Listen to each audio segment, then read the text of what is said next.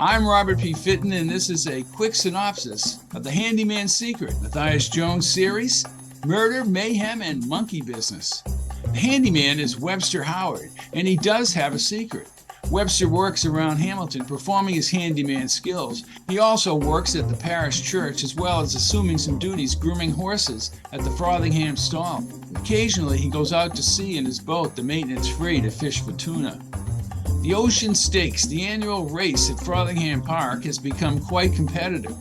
Hamilton Fletcher has a very expensive horse entered in the race. Vinny, a horse owned by Underworld Interest and managed by Coco Stefani, is set up to run. Coco is not only upset that Webster had taken ill with a sick stomach, but Bucky Driscoll is messing around with Vinny, sending Coco into a wild rant. Coco's anger is ameliorated by a woman in her 20s with pinned-up hair and black painted nails. Her name is JB, Janet Boudreau, and she boards horses at the Fletcher stables where she competes in dressage and jumping events. Coco invites her over to Club Max. Then the confused Lark Larson arrives, annoying Coco, who tells Larson to bet on the 30-1 Jingle Bells. There is a clue in this activity before the race. Jones finds it odd that Reverend Bricker of First Parish is at the track. With Bucky screaming for Jingle Bells, Lark cleans up after putting down $1,500 from a lottery ticket. Coco is livid, but at the same time he's thinking of JB. Escorted by Pinky Harris from the state police, Lark goes on to claim his extraordinary winnings. Hamilton Fletcher is furious that Fletcher's pride lost the race, and Coco isn't too happy about Vinny either. As Lark is out buying a new boat, Webster Howard is stressed. And why did Hamilton Fletcher offer Howard more money? Never turn down cash, son. Coco confides to Jones, I fell for JB the minute she walked up to Vinny. And he claims that somebody spiked the water on Vinny.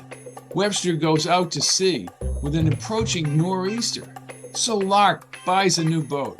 Tom McGill, Captain Kendall, and Jones watch Lark in his new boat around the harbor.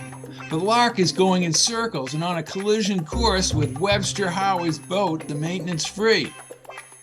Now pay attention. A woman in a white off-road vehicle is up at the top of the bridge staring at the bay. There's another clue. When Jones looks at the boat, there are scrapes on the bottom of the maintenance-free. And Jones proclaims, how do you crash into the only boat in the bay? Here's what Jones finds when he's snooping around the boat. Webster Howard is dead, and Lark thinks that he killed the handyman. And here's a couple of other clues. RL on the napkins, in purple letters, dried blood on Webster's shirt and jeans. The medical examiner Stubble completes the autopsy. Webster was murdered somewhere else. Lark thinks he's going to jail. Webster was supposed to be out fishing for tuna.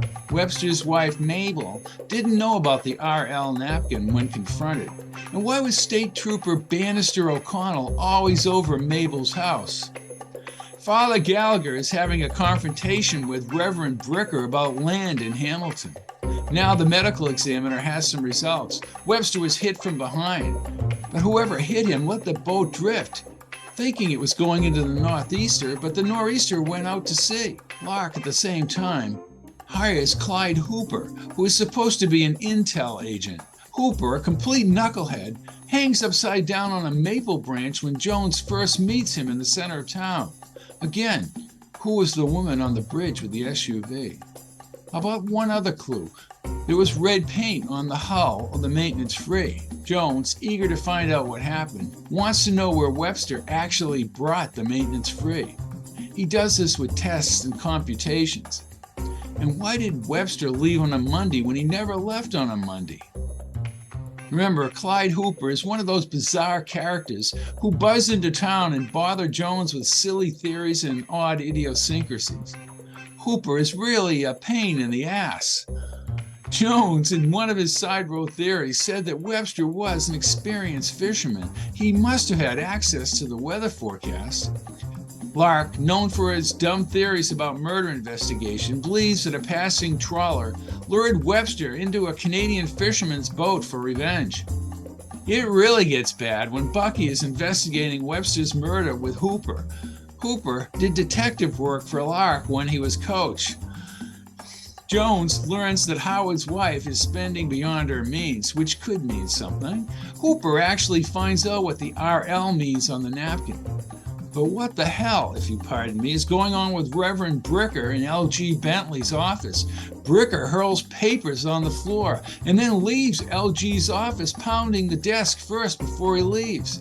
The Reverend races around the common in his car, and L.G. gets to the phone. Bricker would not even sell the land that was up for sale 6 months earlier. Maybe this is important. JB came over to the club and is taken off out of town with Coco. The good news is that Bucky is missing. Pinky has not investigated the red scrape, but Jones does, bringing the paint chips over to the Fletcher paint factory in Prince William. Jones has some preliminary results from the medical examiner and from the captain at the marina. Webster's tank was half empty, meaning that he went out about 250 miles. The death occurred between 3 and 4 a.m. with chicken marcella in his gut, an infection in his throat and stomach. His body was moved, dragged. Webster crawled below the radio and didn't make it. Lateral currents moved the boat along the coast. All I'm saying is look for a scary confrontation near the end involving Jones. As Bill Jones would say, the obvious is the obvious. The Handyman's Secret is available on Amazon in paperback and Kindle, and the audiobook is at audible.com and iTunes. I'm Robert P. Fitton, and this has been a quick synopsis.